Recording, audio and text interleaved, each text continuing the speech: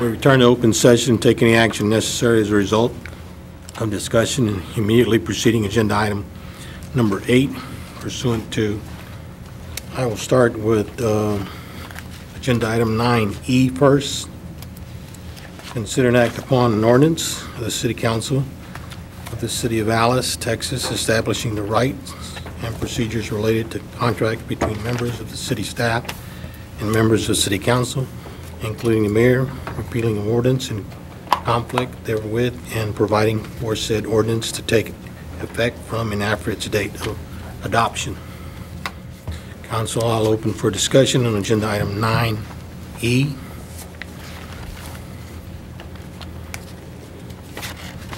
Yeah, could you speak up a little louder there? I'm sorry. I'll open for discussion on agenda item 9E.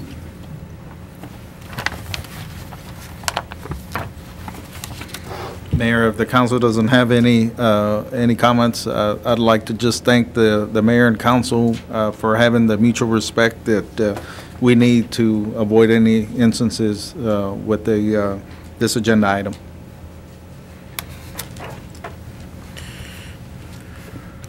Okay, Mayor, I guess we need a motion to table. I'd like to move that we table item 8E. Okay, we have a motion to table agenda item 9E. 9E, I'm sorry, yes. We have a motion by Mr. Esparza. Do we have a second? I second. Second by Mr. Escobar. All in favor, say aye. Aye. Any opposed, say nay. If I could, council, I need to move back to agenda item 6 that we took into executive session. Again, I'll open that item for discussion. It was to consider a minimum allowance special permit accommodations more than one individual, authorizing the permit application for a time period beginning of April 15th through May 24th, 2016.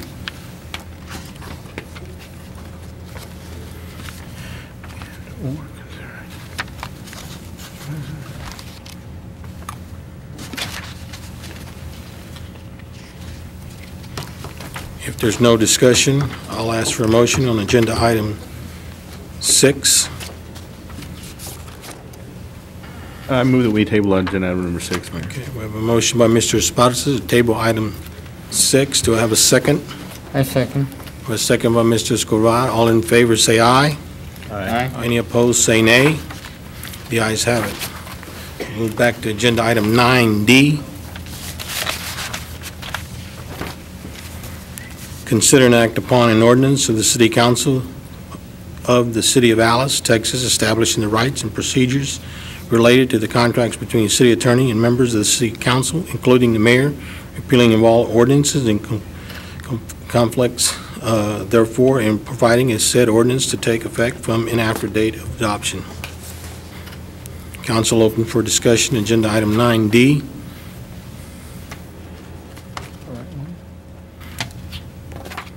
If there's no discussion, I'll entertain a motion.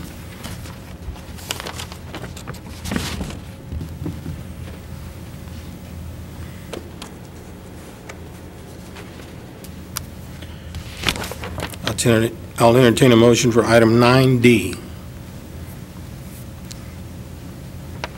If not, I'll ask for a motion to table. Mayor, right? Was that written correctly? Consider and act upon an ordinance for the City Council of the City of Alice. This is 9. No, Nine. 9D. 9D. 9D. Okay, okay. And Delta.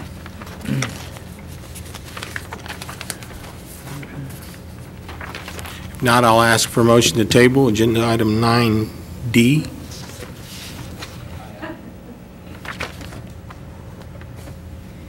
I guess I'll move that we table. Okay, we have a motion by Mr. Bertrand to table agenda item 9D. Do I have a second? I second. We have a second by Mr. Esparza. All in favor, say aye. Aye. Any opposed, say nay. The ayes have it.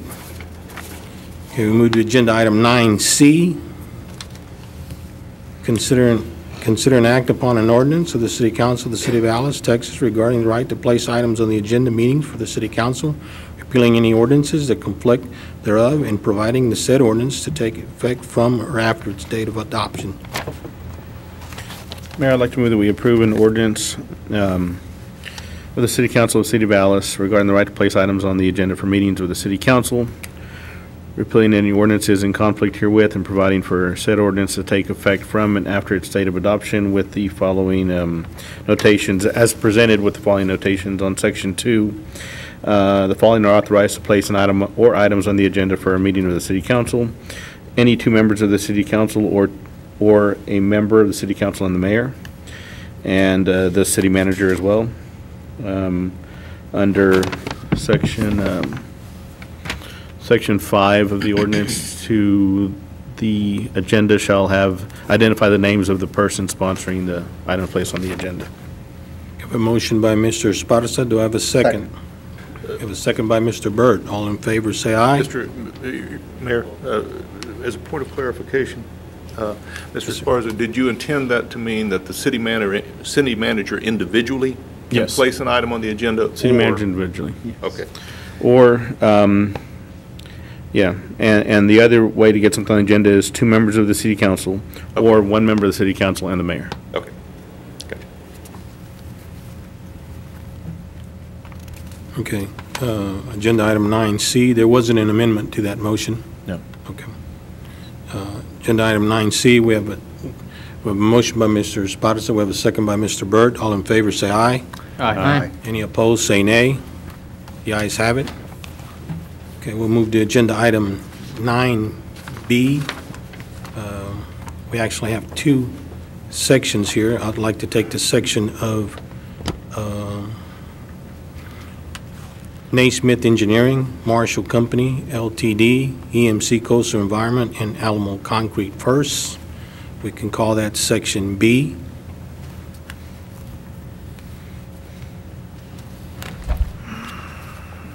Nine B, Section B. 9B, Section A would be the Granada Group. So, council will entertain a motion for 9B, Section B.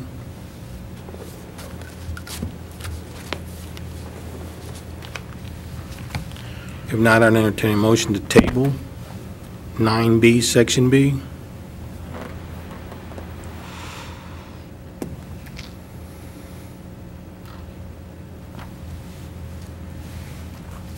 Council, would there be discussion on 9B, Section B? Mayor, I'd like to move that we table 9B, Section B. Okay, we have a motion by Mr. Esparza to table 9B, Section B. Do I have a second? Second. We have a second by Mr. Beltran. All in favor, say aye. Aye. Any opposed, say nay. The ayes have it. Okay, we move to Section 9B, A, Granado Group. Council, all open for discussion.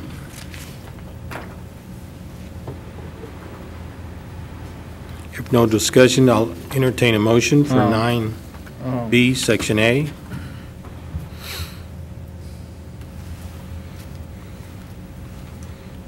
Do I have a motion for 9Bs on Granada Group? A.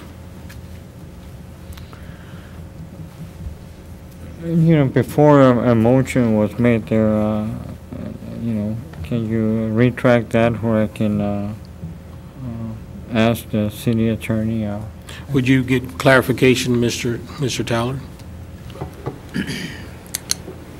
As far as my advice to the council was to authorize the city manager to send the notice of termination pursuant to the contract with Granado Group, but to continue to negotiate with Granado Group and others on new consulting services for the city. Thank you, Mr. Towler. So would you say there, Mr. Towler, that the way that the contract was written, that it's kind of vague in its entirety? My feeling is that the written contract we have with Granado Group should be terminated. Doesn't mean we may not use him for services in the future. It's just the written contract that I'm not comfortable with. and that should be terminated at the earliest point.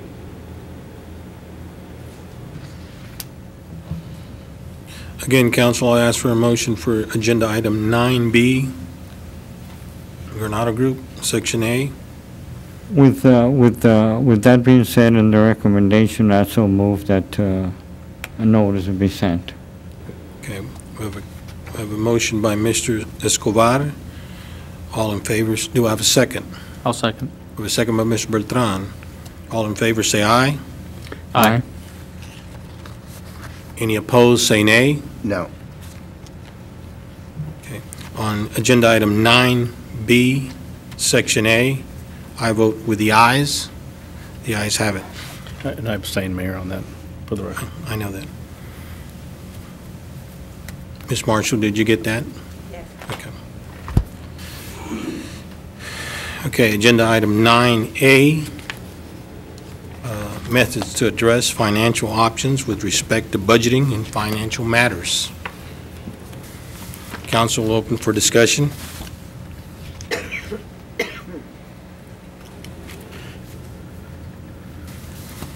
If there's no discussion before I ask for a motion, I would like to say a few things on agenda item 9A.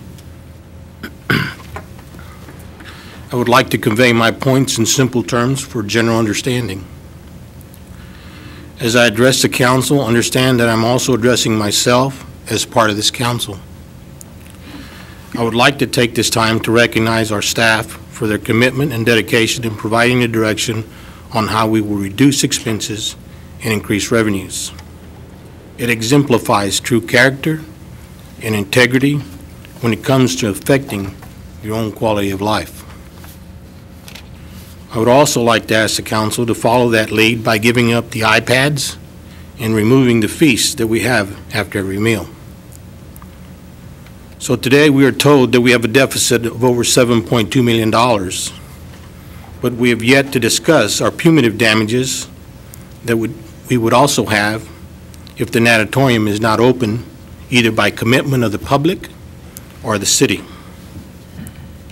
We've asked the public to come up with the amount of $150 a month for the amount of $1,800 a year to the tune of $540,000. As elected officials, does our public have an obligation to us, or do we have an obligation to our public? As leaders, we should always be looking at ways that we can be responsible. That's why we're elected. Let's take a look at our punitive damages if the natatorium is not open either by commitment of the public or the city. First, we'll have to pay back an Economic Development Administration, an EDA grant of $1.2 million to the state of Texas for not following through on our commitment to creating jobs by opening the natatorium. Our agreement was that we would have a civic center, a natatorium, and an amphitheater. Today, we have a natatorium. 9 months ago, Mr. Escobar and I went to Austin and pleaded with Mr. Jorge Ayala to let us designate an area in the natatorium as a civic center or a training center so that we could create those jobs. That was granted. It was also stated that we would have to come up with a plan to be able to open up the natatorium in creating these jobs. Without a date, that cannot be done. Second, we have an obligation to the landowners in which if we fail to comply, that will garnish the remaining 28 acres of the property that have a value of over $500,000, which leaves us with still the obligation of the natatorium and no land to leverage the sale of the facility. Third, the city of Alice will have to defend itself in a lawsuit against the land developers of our city to the tune of the extent of possibly $200 to $225 million, $225, a quarter of $1 million. So if you add the punitive damages to the deficit, it would bring us to a total of about $9.2 million. So we have a choice. We can add the gap of 122 to the deficit, which puts us at $7,322,000 to open the natatorium so that we may be able to fulfill the obligations, which would be in the best interest of our city. I believe all taxpayers would want to avoid taking our deficit to over $9 million. So it makes sense to do what's best for our community, not what's best for individuals. These concerns have been brought up forward to us by our legal counsel, but it seems, and we continue to ignore the importance of the issue. The difference between keeping an auditorium in idle and opening is a gap of $10,206 a month. Surely we can capture that amount in revenues when the doors are open. Needless to say, it would create $2.6 million in sales for our area through retail purchasing, dining, fuel purchasing, and some overnight stay at hotels, restaurants, fast food venues, etc. Now we may say, well, this won't happen. But at present time, we're paying back a $1.2 million to the state controllers for the lack of attention to the details on the request from the state by missing the grace period of 3 months to address an issue over an overstated funds.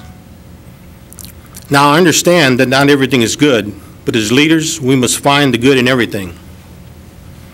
Is there a lack of commitment, engagement, accountability, and motivation on behalf of our leaders? Are we creating a destructive environment? Is the focus of our leaders in achieving results, or is it in being right? I believe we took an oath of office to faithfully execute the duties of office to preserve, protect, and enhance to the best of our ability. Is our leadership based on self-deception? Is our leadership in a defensive posture, defending a self-justifying image against a certain group? It's not about who's right or wrong. It's about what's best for our community and our economic recovery. With that, I'll open for discussion. Yes, Mayor, thank you for your words, and with all due respect, I disagree with some of your ideas. I'm not here, and I didn't get elected to look after the interests of only certain interest groups here in the city of Alice. My responsibility is that to look after the well-being of all the city of Alice, and I do not want to see us in bankruptcy court. And if we're not responsible on some of the actions that we take, we'll probably end up with there.